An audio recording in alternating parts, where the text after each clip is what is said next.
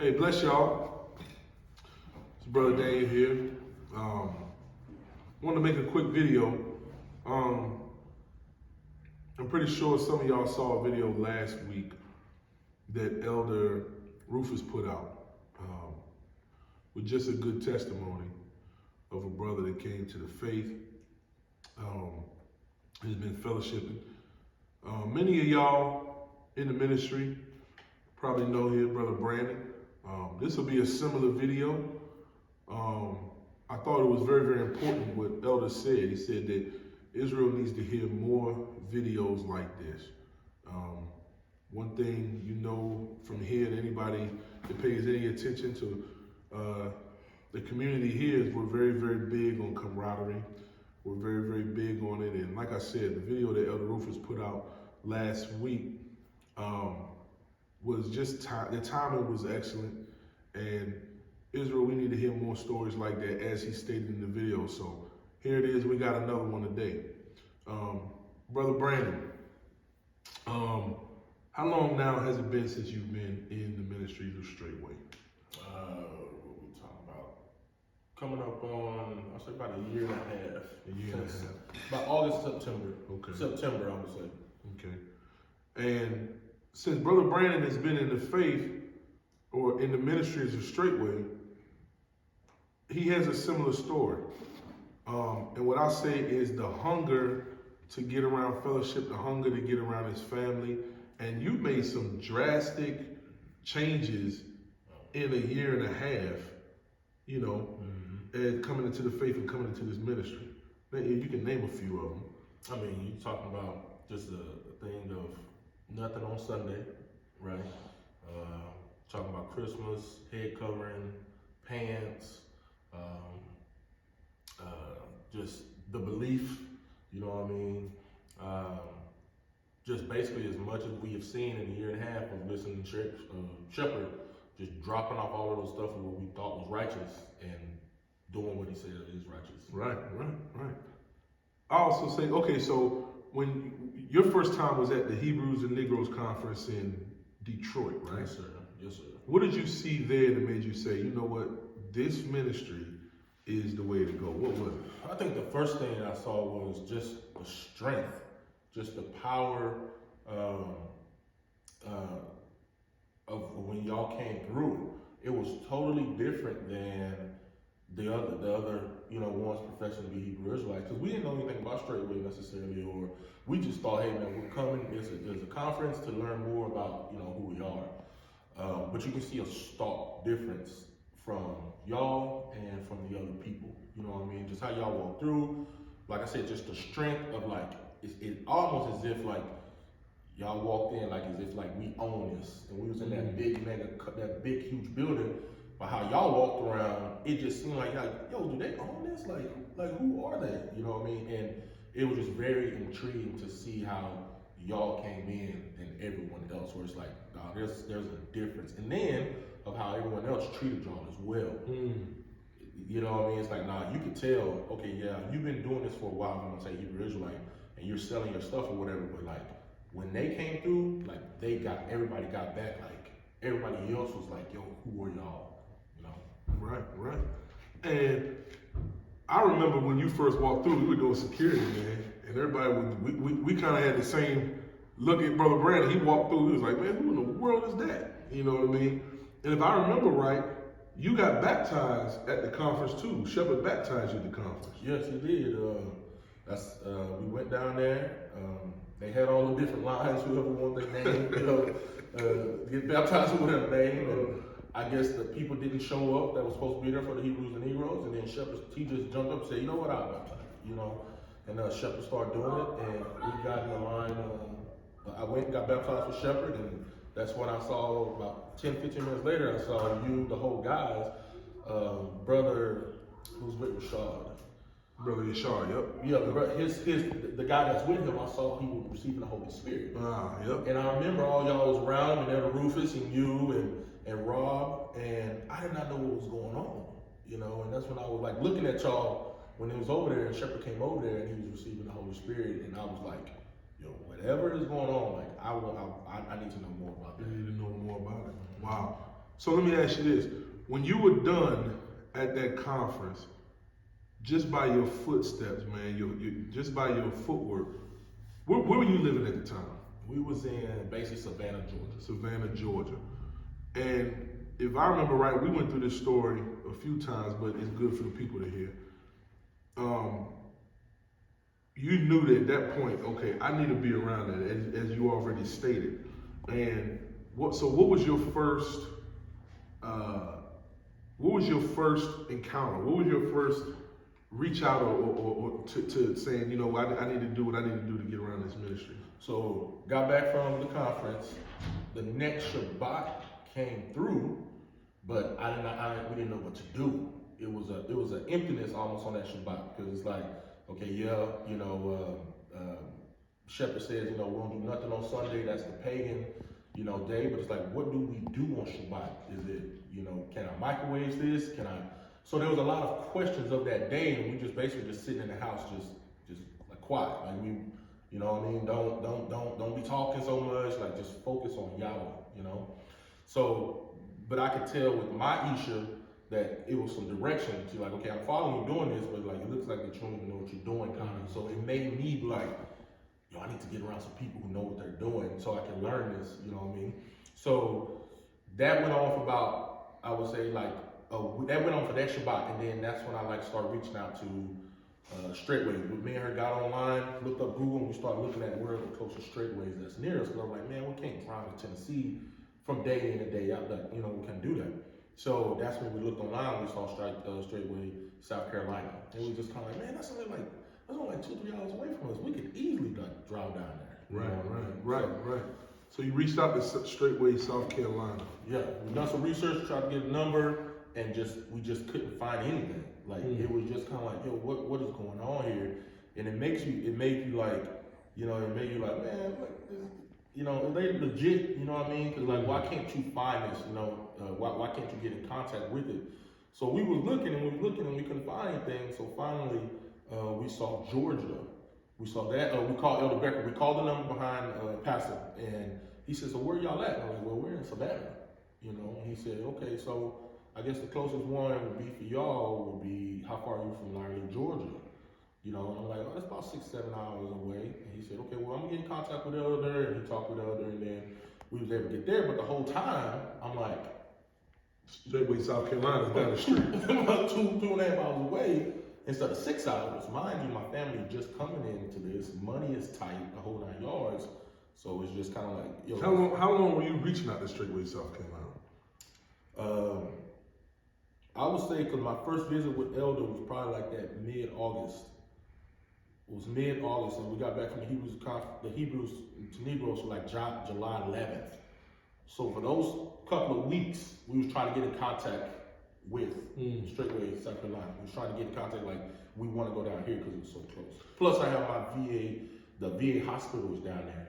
So I was going to be able to drive those 2.5 hours, schedule my appointment on a Friday. They pay me for travel pay. We just going to get a hotel, go spend Shabbat, make it a weekend, and come back. I got you. So with that falling through, the next step was straightway Georgia, correct, with Elder Rufus? Yes, sir. And how long was that drive for you? Man, 6 hours up to 9 hours, depending on traffic. 6 to 9 hours. We have to go through Atlanta every single time, and Atlanta traffic is insane. It's insane.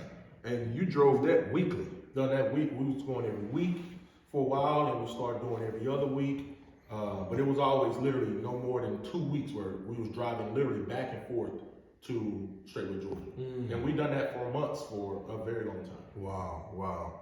Okay, so after leaving from straightway Georgia, we met you and got to spend more time with you at Tabernacles. Right. The Feast of Tabernacles. And to make a long story short, I remember you coming to me during Tabernacles a few times, like, man, it's just it's a connection there with y'all. I need to be around y'all. And I think it was obviously the background in sports and the probably the age had something to do with it as far as us being age. And you just saw how Well, I'll let you tell it. What was the connection? What was it? It was kind of similar to the Hebrews and Negroes feeling a little bit, but it's just that when I got down, I'm excited, right? Yeah. I'm at the Feast of Tabernacles Yeah. that I read in the scriptures. My father's a preacher, so I've heard all of these things, you know what I mean? But now it's more coming to life. Like, yo, I'm here. Like, man, this is amazing. So I'm just open. If you want to say I'm green, you know what I mean? So I'm looking at everything, and you know, it's beautiful. Everything is beautiful, and I'm seeing, you know, the festivities and all of the things, and it's just kind of, man, this is awesome. And then I see y'all, so it's just kind of like oh, you know what I mean? Not to say it got better, but it was just kind of like, who are they? Right. You know what I mean? Like damn, like all of them swole, and you tell they work out. You know what I mean? You could tell that they're fit. I'm always about being, you know, fitness. You know what I mean? The football background, you know, played D1 ball, captain on the football team, so I can relate to that, you know what I mean? And just how y'all walk. Y'all just walk with power. Y'all walk with strength. It's just like, you know, it's just like some male lions just, you know, came across, and that was very attractive to me, you know. It was very attractive. It's just kind of like, that's why I came and talked to you, and I just want to know more about it. Yeah, he came and talked to me. He came and talked to me about 2-3 times during that feast, until one night we was out there and he came and talked to me again. And I said, hey man, all right, look, you know, because at the time I'm like, look, you know, go talk to Shepherd about it. Go talk to Elder. Right. And I realized at the time that's kind of intimidating. I remember the first time I met Shepherd and the elders and you know, Pastor Corey and the elders, I was like, whew, you know, it was kind of intimidating too, you know, but he went that night, and I remember we went outside and you spoke and you expressed your interest. And to make a long story short, ever since then, you know, you up and sold your house, you moved your family up here to Indiana, and it's been a blessing having Brother Brandon and his family here ever since. Ever since they've been in Indiana, man, he works extremely hard. His family's beautiful, his wife beautiful, children beautiful, and it's just been a blessing, man. What has been your take being here in the ministries of Straightway and being up here in Straightway, Indiana, you know, since you've gotten here? My take since I've been in ministry has just been amazing of what I've seen so far, and the transformation of my family. Like, it's almost, I always say to Samuel, like, take pictures when we're like building something at the beginning, because it's so good to go back to that. So it's like me, when I go back and look at pictures and stuff of, you know, 2 years ago, and I see my family and how much change that my family has made, because my wife will tell you, I've been hard charging, like ever since I'm Hebrews Negroes, I've been, yo, come on, let's go, get Bella, she need a hair covering, like you need to, you know, I've been going real hard, and she's been right there with me. So when I look back and I see pictures of how far we have changed in just a year and a half, it's exciting. It's kind of like, cool, what else? You know, I can't wait to see the Brandon 5 years from now. Wow. Because I see a year and a half. So since I've been, you know, Straightway, it has literally been so much of growth. And remind you that the plan was, when we went up to Tabernacle, that was my plan from the jump, was, man, you know what? He said, I got to sell all of it, cool. I was going to do everything and go to Tennessee. Like, that was the plan. And I even told Shepherd that, even before I saw you guys, Shepherd came talking, he was talking on the hill, and I was like, man, I want to be out here so bad. Like, this is just so peaceful out here deep in the country. And that was the plan. And literally, I think it was that day or the next day I saw y'all. And it was like, it was just kind of like, yo, where are they? You know what I mean? What is that? And that's when I came and talked to you, and I was kind of like, bro, I want to go up there where y'all was at. You know what I mean? But that was the original plan, was to go down to Straightway. So now we came down here, sold everything, the whole 9 yards, moved closer to here. It's the same of that purging, of falling the things off. You know, real big about, you know, seeing the power of Yah, deliverances. My wife working here just about every other day, you know what I mean? It had just been amazing, and a lot of purging of things that I want off coming up here, you know what I mean? So that same feeling that is down in Georgia, where a lot of this stuff fell off in Georgia with me and Maisha. It's like, it's the same thing that's up here, that's happening. And that's the goal. One thing in that you can attest to, and then the other brother here, is we understand different communities got different things. You got to do different things in different locations, different age groups. It's a little difference, but the main thing is what we have seen at the hub is the exact same thing that's going to take place here. Point blank, period. So with that being said, just the fact that when we seen this brother come here, we saw his family, and we just seen, it was automatic. It was like a puzzle piece, and it automatically just fit. It just fit, immediately.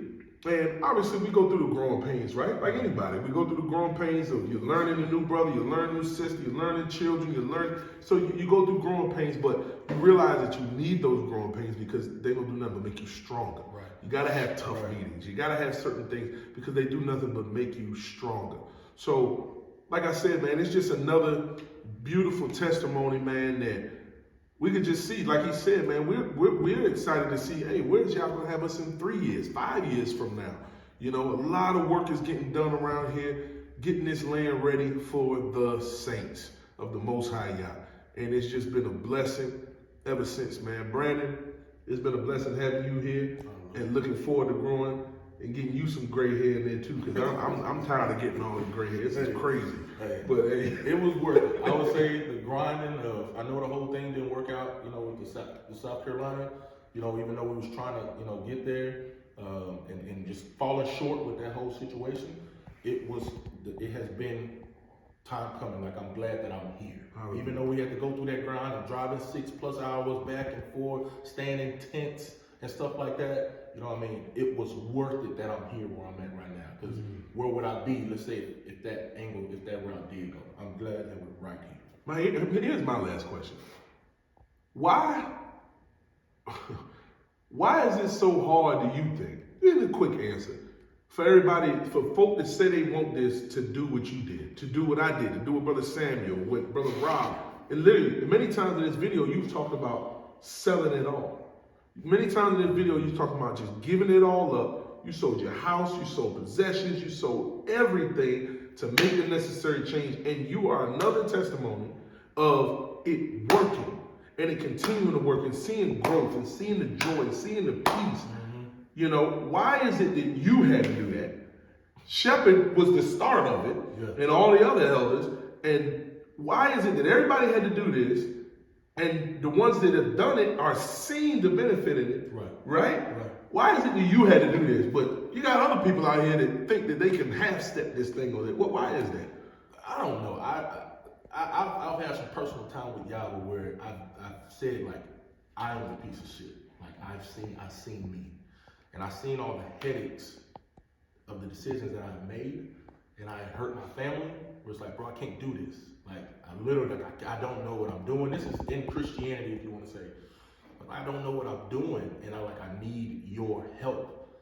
And he showed it where it's just kind of like, take it. Like, because my life has changed insane in the last year and a half. It has been, my life has changed like on another level, and it's kind of like, I literally just said, yo, whatever that I need to do, I want to stop making decisions because I am hurting my family big time. I'm never around my family.